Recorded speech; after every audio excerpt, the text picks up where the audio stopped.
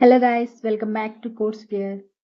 So ఈరోజు topic వచ్చేసి how to build ATS friendly resume using Overleaf and ChatGPT for freshers అని చెప్పేసి చెప్తున్నాను.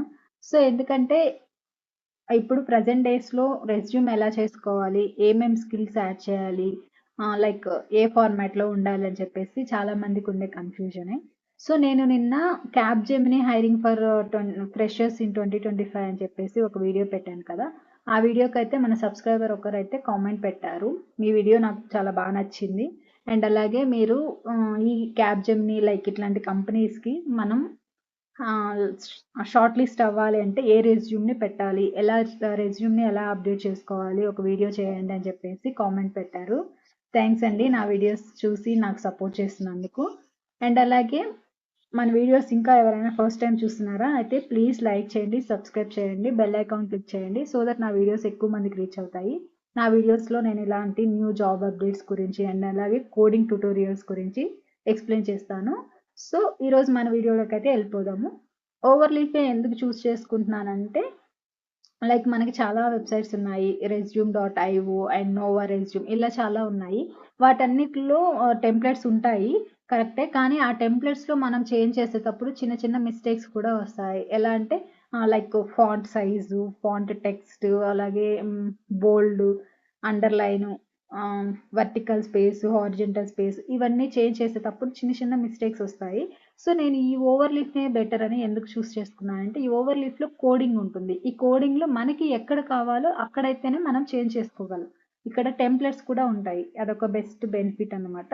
సో అందుకని నేను ఈ ఓవర్లుక్నే చూస్ చేసుకుంటాను. సో ఇక్కడైతే మనం న్యూగా క్రియేట్ చేసుకోవాలి, మనం ఓన్గా కోడింగ్ రాసుకుంటాము, రెజ్యూమ్ కోడింగ్ మనం ఓన్గా రాసుకొని మనం క్రియేట్ చేసుకుంటాము అనుకుంటే ఇక్కడ న్యూ ప్రాజెక్ట్ అని ఉంది కదా, న్యూ ప్రాజెక్ట్ మీద క్లిక్ చేస్తే బ్లాంక్ ప్రాజెక్ట్ని తీసుకోవచ్చు, అలాగే మనం కోడ్ రాసుకోవచ్చు. సో నేనైతే టెంప్లెట్ని చూస్ చేసుకుంటాను. ఇక్కడ టెంప్లెట్స్ అని ఉంది కదా right side top side. So ఇక్కడ టెంప్లెట్స్ మీద క్లిక్ చేస్తే ఇక్కడ టెంప్లెట్స్ అయితే చూపిస్తుంది, కేటగిరీస్, డిఫరెంట్ కేటగిరీస్లో మనకి టెంప్లెట్స్ అయితే ఉంటాయి. జనరల్ ఆర్టికల్స్, బిబ్లియోగ్రఫీస్, బుక్స్, ఇట్లా చాలా కేటగిరీస్ అయితే ఉంటాయి. ఇక్కడ డైరెక్ట్గా మనకి ఇక్కడ సివీస్ అండ్ రెజ్యూమ్స్ అని ఉంది కదా, ఇక్కడ సివీస్ అండ్ రెజ్యూమ్స్ మీద క్లిక్ చేస్తే మనకి టెంప్లెట్స్ చూపిస్తుంది. సో చూడండి ఇక్కడ చాలా డిఫరెంట్ టెంప్లెట్స్ ఉన్నాయి. మనం ఏ టెంప్లెట్ అయినా చూస్ చేసుకోవాలంటే డిగ్నిటీగా ఉండాలి, లైక్ ఎక్కువ కలర్స్ ఉండకూడదు, ఎక్కువ టెక్స్ట్ ఉండకూడదు, ఇట్లా ఉండాలి కదా. సో నేనైతే చూడండి ఇక్కడ ఏ టెంప్లెట్ అయినా అన్ని టెంప్లెట్స్ కూడా బాగున్నాయి. నేనైతే ఇక్కడ ఈ టెంప్లెట్ ఉంది కదా, ఈ టెంప్లెట్ని చూస్ చేసుకుంటాను. దాని మీద క్లిక్ చేస్తే ఇక్కడ open as template, view source, view PDF అని 3 టైప్స్ ఉన్నాయి.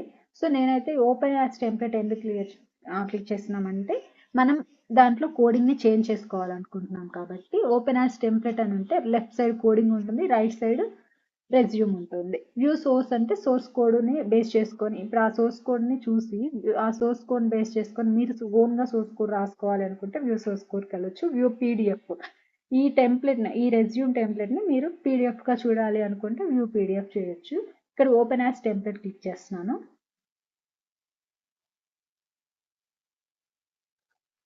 సో ఓపెన్ యాజ్ టెంప్లెట్ చేశాక లెఫ్ట్ సైడ్ కోడింగ్ వచ్చింది చూడండి, రైట్ సైడ్ టెంప్లెట్ వచ్చింది. సో ఇక్కడ చూడండి రీకంపైల్ అండ్ డౌన్లోడ్ అని ఉంది. ఇక్కడ రీకంపైల్ అంటే ఏంటంటే మనం ఏదైనా చేంజెస్ చేసామనుకో ఈ కోడింగ్లో రీకంపైల్ చేస్తే ఆటోమేటిక్గా కంపైల్ అయిపోయేసి మనం చేంజ్ చేసిన లైక్ టెక్స్ట్ తోటి ఇక్కడ పీడిఎఫ్ అనేది చేంజ్ అవుతుంది. అండ్ అలాగే అంతా చేంజెస్ అయిపోయాక మీరు ఈ రెజ్యూమ్ పీడిఎఫ్ని డౌన్లోడ్ చేసుకోవాలనుకుంటే ఇక్కడ డౌన్లోడ్ ఆప్షన్ క్లిక్ చేస్తే మనకి ఈ రెజ్యూమ్ పీడిఎఫ్గా డౌన్లోడ్ అయిపోతుంది. సో ఇక్కడ చూడండి కోడింగ్ పార్ట్కి వచ్చేసరికి ఇక్కడ ఇదంతా అవసరం లేదు. సో అవన్నీ మెయిన్ లైక్ ఈ రెజ్యూమ్ టెంప్లెట్ అంతా ఉంటుంది. సో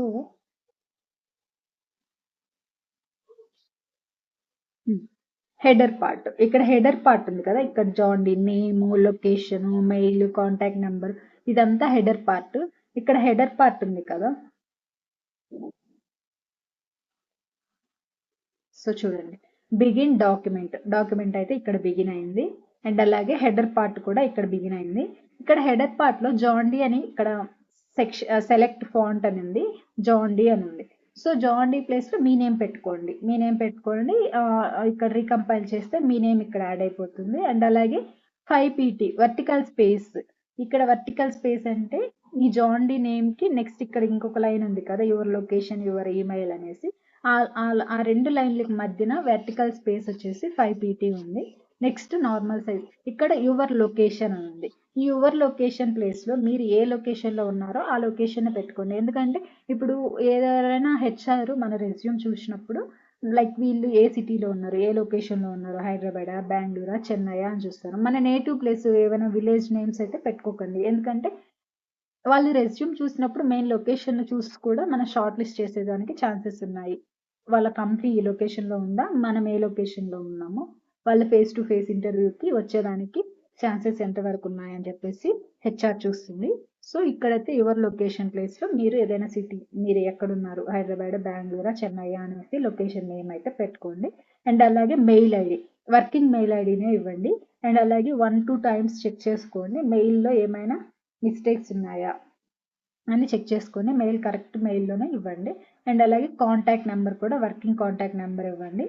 నెక్స్ట్ వచ్చేసి వెబ్సైట్స్. ఇప్పుడు మనకి ఏదైనా పోర్ట్ఫోలియో ఉంటే పోర్ట్ఫోలియో యాడ్ చేసుకోవచ్చు. అలాగే లింక్డ్ ఇన్ ప్రొఫైల్ యాడ్ చేసుకోవచ్చు, గిట్ హబ్ ప్రొఫైల్ యాడ్ చేసుకోవచ్చు. ఇలా ఏవైనా యాడ్ చేసుకోవచ్చు. That's your wish. సో ఇది హెడ్డింగ్ పార్ట్. ఇక్కడ వరకు అయితే హెడ్డింగ్ పార్ట్ కంప్లీట్ అవుతుంది. సో ఇక్కడ చూడండి బిగిన్ హెడర్ అని ఉంది, నెక్స్ట్ ఎండ్ హెడర్ అని ఉంది. సో ఇంతవరకు అయితే ఈ మధ్యలో ఉండే ఈ కోడ్ వరకు అయితే హెడర్ పార్ట్కి సంబంధించిన కోడ్. నెక్స్ట్ వచ్చేసి వర్టికల్ స్పేస్ ఉంది. Vertical space 5pt to 0.3 cm అనేసి ఉంది. నెక్స్ట్ వచ్చేసి సెక్షన్. నెక్స్ట్ సెక్షన్ వచ్చేసి first header section, next section వచ్చేసి వెల్కమ్ టు రెండర్ సివి అని ఉంది. సో ఇక్కడైతే మనం కెరీర్ ఆబ్జెక్టివ్ చూస్ చేసుకోవచ్చు. కెరీర్ ఆబ్జెక్టివ్ ఎందుకంటే సో మెయిన్ రెజ్యూమ్లో మనకి కెరీర్ ఆబ్జెక్టివ్ పెట్టుకోవాలి కదా స్టార్టింగ్. సో నేనంతే కెరీర్ ఆబ్జెక్టివ్ పెట్టచ్చు. సో ఈ కెరీర్ ఆబ్జెక్టివ్ అని ఇక్కడ చేంజ్ చేసుకోవచ్చు.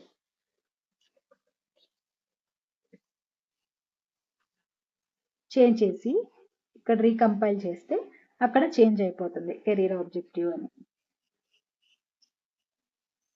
సో చూడండి ఇక్కడ చేంజ్ అయిపోయింది. నెక్స్ట్ వచ్చేసి 1 కాల్ ఎంట్రీ అంటే ఇక్కడ ఏంటంటే ఈ కెరీర్ ఆబ్జెక్టివ్ లైక్ థియరీ ఉంటుంది కదా, మ్యాటర్ ఉంటుంది కదా, ఆ మ్యాటర్ని అయితే ఇక్కడ పేస్ట్ చేసుకోవచ్చు. సో ఇది ఎలా చేసుకోవాలి అంటే మనకి జాబ్ డిస్క్రిప్షన్ ఇస్తారు కదా, ఆ జాబ్ డిస్క్రిప్షన్లో వాళ్ళకి కావాల్సిన స్కిల్స్, వాళ్ళ రోల్ ఏంటి అనేసి మొత్తం అయితే వాళ్ళు ఇస్తారు కదా. ఆ జాబ్ డిస్క్రిప్షన్ అయితే మనం చాట్‌జీపీటీకి ఇచ్చి ఆ జాబ్ డిస్క్రిప్షన్ ఇప్పుడు మనకి సపోజ్ అసోసియేట్ సాఫ్ట్వేర్ ఇంజనీర్ రోల్కి కెరీర్ ఆబ్జెక్టివ్ కావాలి. సో నేను చాట్‌జీపీటీని అడుగుతున్నాను నాకు ఈ పలాంది కావాలి అనేసి. Career objective for associate software engineer role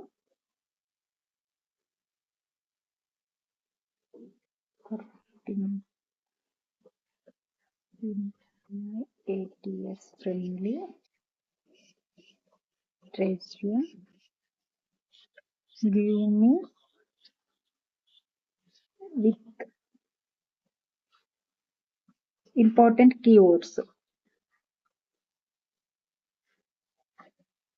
so ఇది ఎందుకంటే కెరీర్ ఆబ్జెక్టివ్ కావాలి, అసోసియేట్ సాఫ్ట్వేర్ ఇంజనీర్ రోల్కి కెరీర్ ఆబ్జెక్టివ్ కావాలి.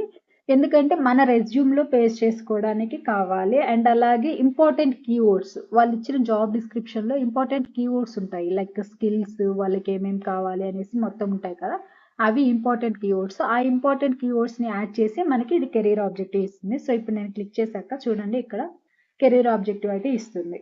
సో ఈ విధంగా మనం చాట్‌జీపీటీని అడగాలి ఏదైనా కానీ, లైక్ కెరీర్ ఆబ్జెక్టివ్ కానీ, స్కిల్స్ కానీ, వాళ్ళు జాబ్ డిస్క్రిప్షన్ ఇచ్చినప్పుడు ఆ జాబ్ డిస్క్రిప్షన్కి ఆ రోల్కి ఏమేమి స్కిల్స్ కావాలి అనేసి ప్రతిదీ కూడా మనం చాట్‌జీపీటీని అడగడం అయితే నేర్చుకోవాలి. ఇలా అయితే ఈ వేలో మనం అడిగామంటే ఖచ్చితంగా అది ఇస్తుంది. అండ్ అలాగే రేట్ దిస్ కెరీర్ ఆబ్జెక్టివ్ కూడా చేయొచ్చు. Rate this career objective out of 10 అని మనమే కానీ దాన్ని క్వశ్చన్ చేసామనుకో, ఇప్పుడు అది కెరీర్ ఆబ్జెక్టివ్ ఇచ్చింది. ఈ కెరీర్ ఆబ్జెక్టివ్కి నువ్వే రేటింగ్ ఇవ్వు, అవుట్ ఆఫ్ 10కి రేటింగ్ ఇవ్వు అంటే అది రేటింగ్ కూడా ఇస్తుంది. 8.5 అవుట్ ఆఫ్ 10 అని ఇస్తుంది. సో నాకు ఐ వాంట్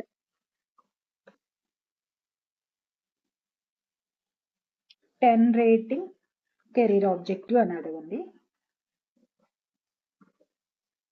సో ఇక్కడ అది 8.5కి తగ్గట్టు ఇచ్చింది ఇందాక. సో ఇప్పుడు నాకు 10 రేటింగ్ కావాలి.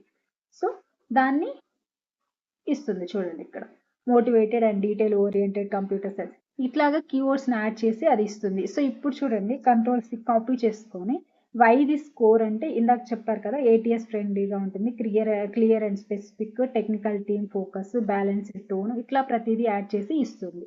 సో ఆ విధంగా మనం ChatGPTని క్వశ్చన్ చేస్తే అది ఖచ్చితంగా ఆన్సర్ అయితే ఇస్తుంది. సో ఇక్కడైతే నేను కెరీర్ ఆబ్జెక్టివ్ని పేస్ట్ చేస్తాను, రీకంపైల్ చేస్తాను. సో చూడండి, మన కంటెంట్ అయితే అయిపోయింది. ఇక్కడ ఇది కామెంట్ చేసుకోండి. అండ్ అలాగే ఈ కెరీర్ ఆబ్జెక్టివ్లో మీరు ఏమైనా స్కిల్స్ని హైలైట్ చేయాలి అనుకుంటున్నారు, బోల్డ్ టెక్స్ట్గా హైలైట్ చేయాలి అనుకుంటున్నారు. సో అప్పుడైతే ఇక్కడ నేను ఈ Java, Python, front and technologies అనేసి ఇవ్వాలి అనుకుంటున్నాను.